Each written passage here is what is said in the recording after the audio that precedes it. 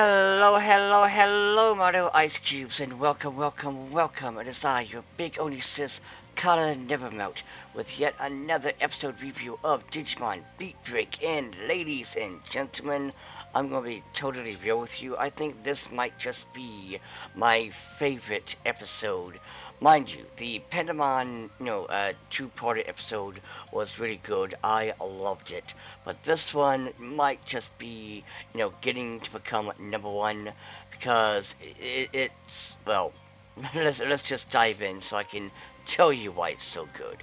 So, first and foremost, we get this, we start off with seeing, these two individuals talking about, plot convenient stuff, and we see that there is this mysterious little girl who has a Digimon that is Shademon. Now, it's come from my understanding, Shademon is a, well, Digimon that hasn't really been used that much in the franchise, so this is a pretty, big deal. And basically what's going on is Shademon possesses this individual, and they are going to go into the Shangri-La egg, where basically the majority of the thing needs to, take place. Now then, with that being said, we then see that it looks really beautiful. And also, we see that the heroes have to do the classic sneaking into the facility, get that rolling that nat 20 at least to avoid detection. And we see, I forgot the kid's name, but he's the one with the Trepamon, I believe, what it's called. And we see, he's getting scanned, which, oh yeah, his name was Koinji, I believe that's how I say his name. We see they get scanned, it's okay for him to come in, he walks in, and although his friends, with the help of course, Chirupmon, has to basically help break in, again, very illegal, very, gotta get that nat 20 to sneak in. They of course are wearing your classic disguises, they're just janitors basically, and you get, you get Tamaro and, I forgot the girl's name at the moment, Doi, blah. Sorry, I'm kind of doing this like, last second because I have to, do other things like, real life, if you will. So I do forget if I, do apologize if I accidentally forget a name or two. However, though, we see that, Tomoro and, the girl who I forgot the name, I do apologize. But, as they go in, we see that this whole entire place is huge, gigantic, beautiful, looks amazing, looks fantastic, and we get a bit more of the, basically the, information on the, egg, the lore, the Tamagotchi things that they use. And as they're, again, breaking in, there's a high bounty. They're here because there's a nice little bounty in it. And as they, go in, we see that, I gotta say, I just want to say that, first, before I get to that part, we have them, go, driving in this basically vehicle thing, and we have a scene that, I'm sorry, they did not put any budget in. It just looked so out of place. I don't think it was CGI. I think it was just like the animation was a bit buggy. But anywho, so Tomoro goes and with I think her name was Rina, I believe. But anyway, they go and they see this yellow gas, this smelly gas. In chat, I'm gonna be real with you. I knew from the get-go who this had to be. Well, to be fair, I thought it was going to be Sukamon, I think his name was, the poop Digimon.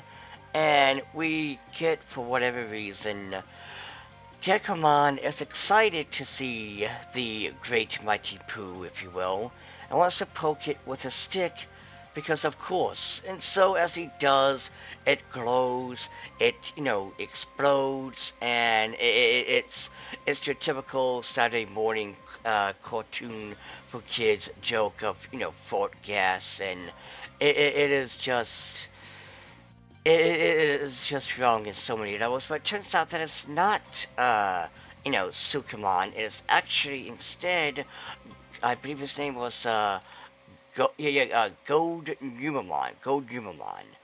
And he's basically throwing turd bombs everywhere.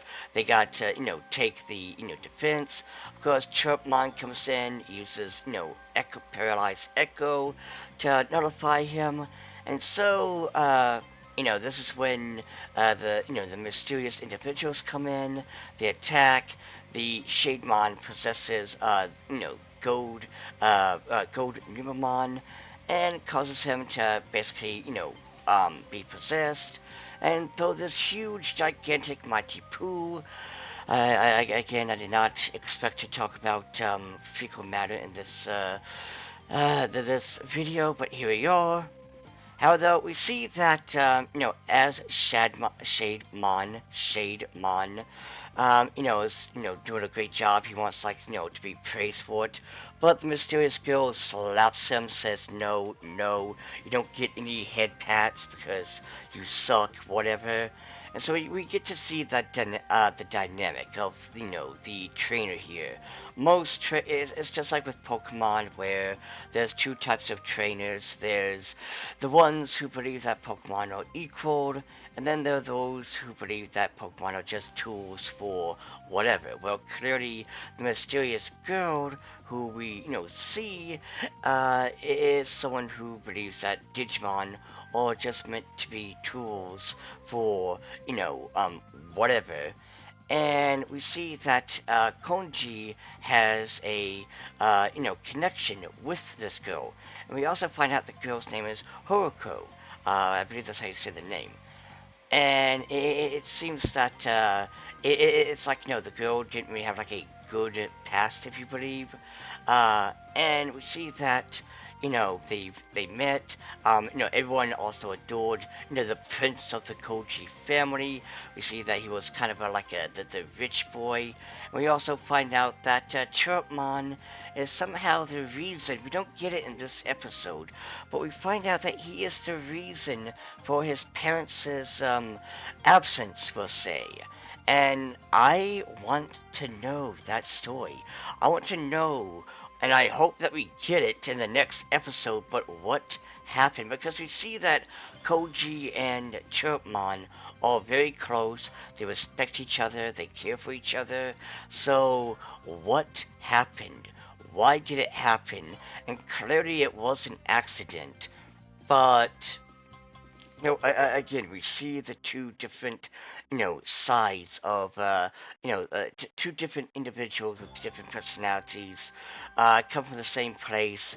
And this girl, Horiko, she hates Digimon. Basically, she wants to use them again as tools.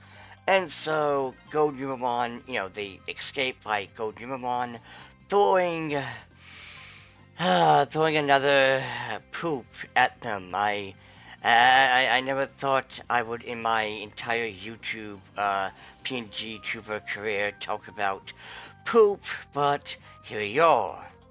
But anywho, so we see that again. They got some history, and they basically, skadoosh, if you will.